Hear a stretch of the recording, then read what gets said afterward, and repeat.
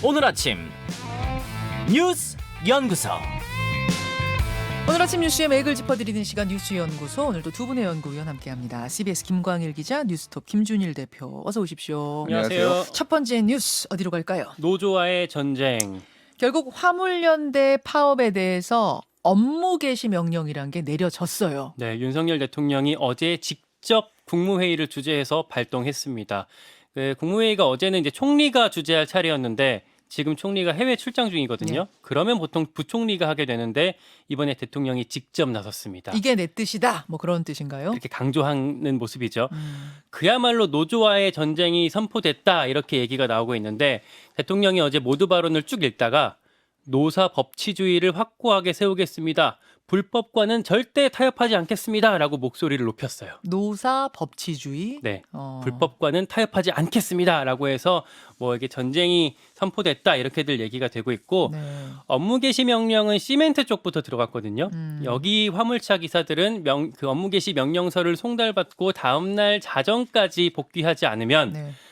최대 3년 이하의 징역까지 받을 수가 있습니다. 근데 다만 당장은 기사들이 빠져나갈 구멍이 있긴 해요. 그게 무슨 말이에요? 송달되는 절차가 좀 복잡해서 네. 고의로 송달을 좀 지연시킬 수가 있습니다. 아, 뭐 이 사람들이 지금 뭐 다 집에 있는 게 아니라 전국에 흩어져 있기 때문에 네. 나 못 받았다라고 좀 버틸 수는 있어요. 뭐 다양한 방법으로 보낸다면서요. 근데 카톡도 보내고 이메일도 보내고 뭐 집으로 우편도 보내고 사람이 가기도 하고. 그것도 뭐 각각 달라서 집계하기가 어렵고 뭐 안 볼 수 있기 때문에 다 보내려면 한 최소 2주 정도 걸릴 전망이다 이렇게 네. 나오고 있고 여기에 화물연대는 법원에 집행정지 가처분 신청을 낼 거래요. 그리고 동시에 삭발 시위까지 하면서 강경 대응하고 있습니다. 그래요. 이런 와중에 오늘부터 서울 지하철에서 파업도 벌어지는 거죠. 그러니까 서울교통공사 노조가 1시간 전이죠.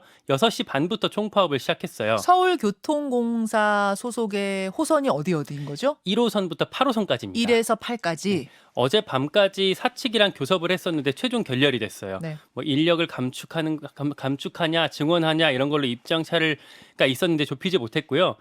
해서 1호선에서 8호선 일부 구간은 당장 지연 운행이 시작이 되고 있답니다. 일단은 대체 인력을 투입하잖아요. 뭐 전직 직원들이나 이런 분들. 그래도 구멍은 좀 뚫리는 거죠. 해서 출근길 같은 경우에는 구멍이 없을 거라고 했었는데 지금 현장에 저희 사회부 양영국 기자가 나가 있는데 네. 벌써 한 3, 4분 정도가 지연되고 있다고 하니까 그래요. 출근길에 좀 유의하셔야 될 것 같습니다. 날씨도 추워가지고 좀 걱정이네요. 출근길이.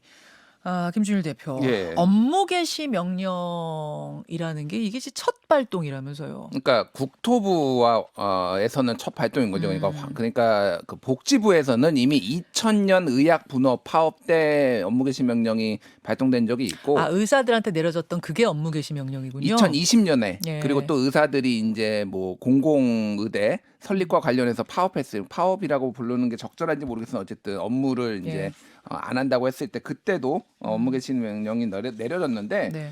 이게 뭐 쟁점이 여러 가지가 있어요. 간단히 얘기를 했는데 이게 그 2000년에 의약분업 파업 때 이게 법원에 갔거든요. 업무 개시 명령을 거부한 그 의사들이. 근데 일부 의사들 같은 경우에는 무죄 취지로 파기환송이 됐습니다. 왜 그러냐면은 아까 얘기했듯이 못 받았다. 나 예. 못 받았다. 못 받았다. 못 받으면은 이거는 유죄가 아니다라는 식으로 했어요. 그래서 아까 제가 얘기했듯이 이게 보내는 방식이 그때는 주로 이제 집에 네. 등기로 보냈어요. 등기로. 근데 지금 2020년에 2년 전에 의사들이 파업할 때는 그 전공의 지도부들이 휴대폰을 다 껐습니다. 안 받으려고. 예, 안 예. 받으려고 다 끄고 다 잠적했는데 화물연대는 더 어려워. 왜 어렵냐면은 이 화물연대 이 화물차 운송 사업자들이 네.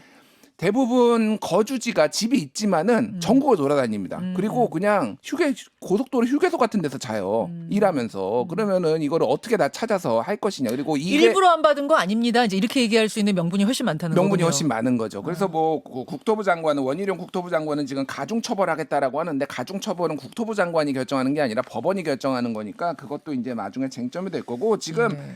뭐 화물연대에서는 지금 이거 가처분 신청 명령 무효 가처분 신청 낸다는 거예요. 예. 만약에 이렇게 될 경우에는 이게 이제 뭐 여러 가지 쟁점이 있는데 이게 지금 이 업무 개시 명령 자체가 정당한 사유 없이 집단으로 업무를 거부했다라는 거거든요. 그러면 정당한 사유가 있는지 없는지 이거를 정부가 입증을 해야 돼요. 업무 개시 명령을 낸 사람이.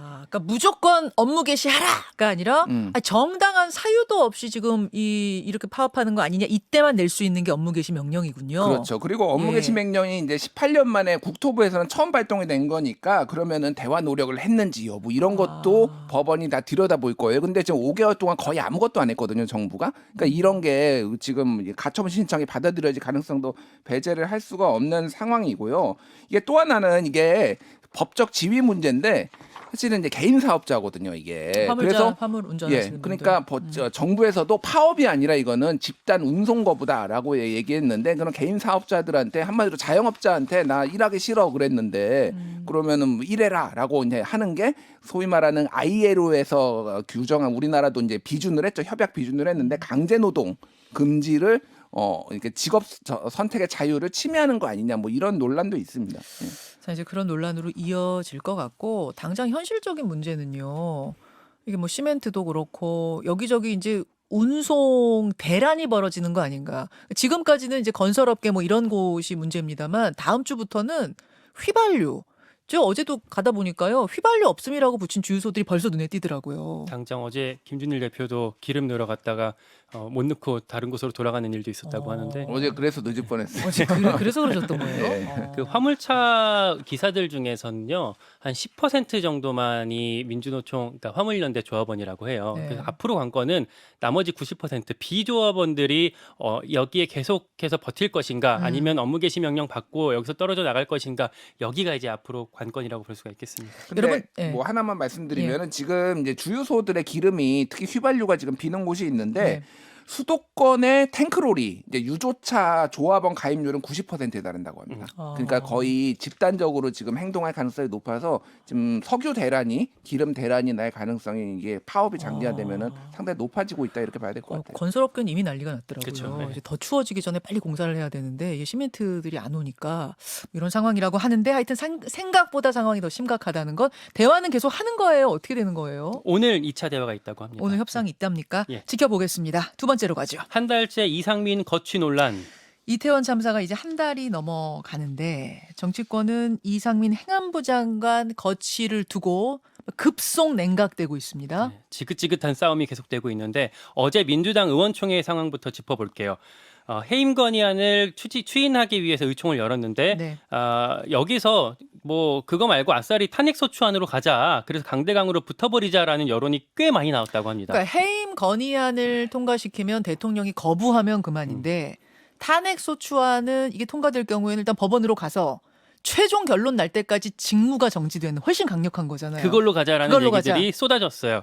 그러니까 의원총회가 비공개라서 기자들이 들어가지는 못하는데 예. 참석했던 의원들도 깜짝 놀랄 정도로 많이 나왔다고 하고 그래요? 그러니까 물론 그것만 많았던 건 아니고 신증론도 있긴 했었습니다. 네. 근데 뭐 이렇게 얘기가 빙빙 도니까 원내 지도부한테 일임하자 이렇게 결론이 나왔어요. 그래서 원내 지도부 스탠스가 뭐냐 이게 지금 중요한데 어제 의원총회 끝나고 브리핑할 때는 적절한 시점과 방식을 앞으로 정하겠다라고 나왔어요. 그래서 민주당이 조금 기존에 세게 말했던 거랑은 후퇴했나? 좀 물러섰나? 이런 기사들이 하나둘씩 나왔거든요. 나왔어요. 네. 취재를 제가 직접 해보니까 그건 아니고 오늘 해임 건의안을 발의할 건 맞고 내일 본회의에 보고하고 모레 처리하겠다는 방침 이건 유지하고 있었습니다. 예. 기존이랑 동의를 하고요. 이제 어제 그런 입장들이 나왔던 거는 의총에서 이렇게 탄핵하자는 얘기까지 나왔는데 바로 원내 지도부가 그걸 무시하고 그냥 우리 뭐 답정너로 가겠다라고 말할까봐 좀 그러니까 그렇게 비칠까봐 뭉개서 말한 걸로 보입니다. 그 국민의힘 상황은 여기에 대해서 보면요, 민주당이 이렇게 살짝 톤 조절된 것 같은 느낌의 결정이 발표가 되니까. 네. 국민의힘도 국정조사 보이콧은 일단 유보하겠다라고 화답을 했어요. 그래서 그래요? 오늘 조간에는 양당이 숨고르기 했다 이런 기사도 좀 나오던데 이것도 사실 좀 이게 하루짜리 휴전에 불과하다라고 볼 수밖에 없을 것 같아요. 왜요? 곧 해임 건의안이 올라오게 될 거고 그럼 네. 또 극단으로 대처하게 될 거고 용산 반응이 일단 싸늘해요. 용산에서 탄핵 소추안이든 해임 건의안이든 이게 이럴 수가 있느냐? 약간 이런 반응이에요. 어제 또 대통령실 고위 관계자발 기사가 뭐 연합뉴스 보도로 나왔는데 네. 해임 건의안이 발의되면 국정조사를 전면 보이콧할 거다라고 못 박은 멘트가 또 나왔어요. 이게 용산의 의중으로 읽히면서 국민의힘 그 의원들도 초강경으로 이어갈 것 같습니다. 그러면은 보이콧이 뭐 국정조사 보이콧은 아니라는 얘기가 어제는 나왔었지만 또 달라질 수도 있다는 얘기군요. 더 세지는 분위기입니다. 아 보이콧하자 이런 강경파 목소리 힘실릴 수도 있다는 얘기고 예. 그렇게 되면은 여태까지 협상하면서 끌어왔던 이제 협상파 주호영 원내대표 입지는 더 줄어들 수밖에 없겠죠. 복잡한 상황이네요. 지금 상황이 김준일 대표. 지금 뭐 김광희 기자가 얘기했지만은 어제 하루만 해도 이게 냉탕인지 온탕인지 분간이 안 됐어요. 맞아요. 계속 이게 그러니까 처음에 민주당에서 해임 건의안 올리겠다. 뭐 탄핵 소추안도 네. 검토하고 있다라고 하니까 뭐 우리 국정조사 거부하겠다라고 하니까 이거를 조금 유보적으로 하고 의원총회 열었는데 다시 지도부에 일임을 하고 그 상황에서 지도부가 좀 양보할 것처럼 민주당 지도부가 양보할 것처럼 얘기하다가 갑자기 원한 대로 하겠다라고 오늘 올리겠다 뭐 이런 식으로 계속 가고 있고 어제 눈에 띄는 게 있었는데 5시쯤에 동아일보 기사가 하나가 눈에 띄었어요. 뭡니까? 제목이 이런 겁니다. 윤 대통령 이상민 장관 사퇴 건의에 민주당 같은 소리 하냐. 뭐 이런 거예요. 그게 뭐예요? 그러니까 한마디로 얘기하면 사퇴 건의 지금 민주당이 추진하는 것에 대해서 네. 강하게 지금 윤석열 대통령의 부정적 입장을 민주당 같은 소리 하고 있네 이런 거를 했다라는 게 대통령실 관계자 말로 전언이 됐고 이런 거를 전했다라는 것 자체가 이거에 대해서 얼마나 부정적으로 보고 있고 그거를 이제 국민의힘 의원들도 싹 보고 강경 대류로 가는 거죠. 그래서 오늘 일단 봐야 될 것 같습니다. 이게 사실 네. 확정적인지 아닌지는 모르겠어요. 지금 이게 해임 건의안을 올리는 거 그리고 지금 뭐 탄핵 소추안까지 검토하고 있다라는데 SBS 어제 저녁 보도를 보면은 지금 해임 안 되면 탄핵 법률 검토까지 다 거쳤다 그래가지고 법무법인에 왜 탄핵을 할 수 있는지 왜냐하면 법 위반이 돼야 되는 거잖아요.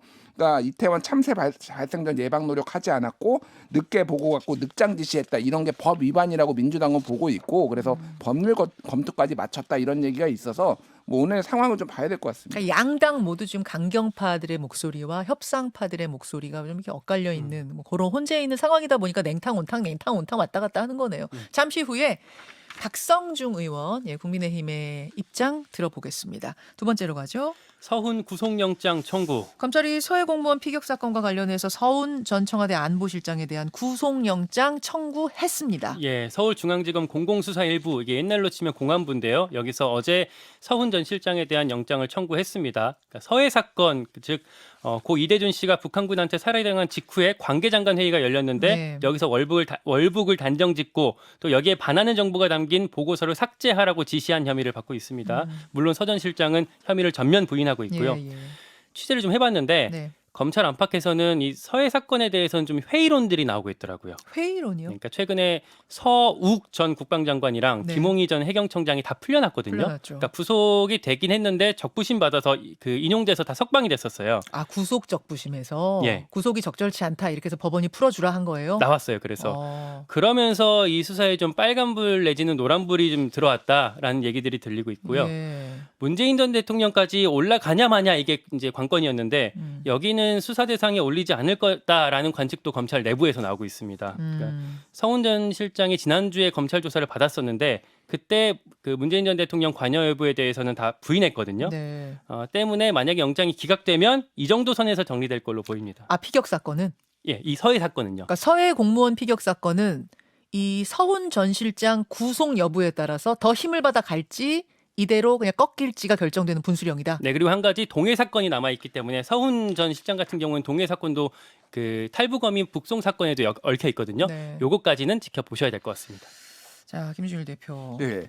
일단 문재인 대통령에 대해서 수사할지 여부가 조금 언론 보도도 좀 엇갈려요. 지금 일부 언론 보도에 따르면은 검찰은 문재인 대통령은 관여하지 않았다라고 잠정 결론 내렸다 이런 식으로 나와요. 아, 지금. 검찰이? 예. 그러니까 당일에 사건 당일에 문재인 대통령이 정확한 사실 확인이 우선이다.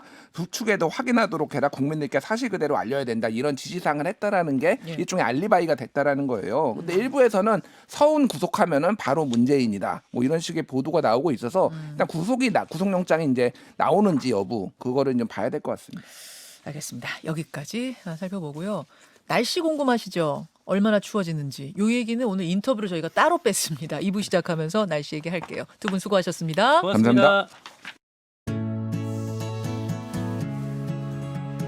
김현정의 뉴스쇼는 시청자 여러분의 참여를 기다립니다. 구독과 좋아요, 댓글 잊지 않으셨죠? 알림 설정을 해두시면 평일 아침 7시 20분 실시간 라이브도 참여하실 수 있습니다.